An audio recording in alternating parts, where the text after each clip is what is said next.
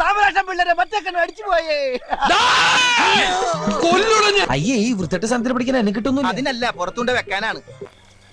എന്താ ചങ്ങലയുടെ ശബ്ദം കേക്കണേ? വണ്ടിന്ന് എന്തെങ്കിലും ഇളകി വീണായിരിക്കും.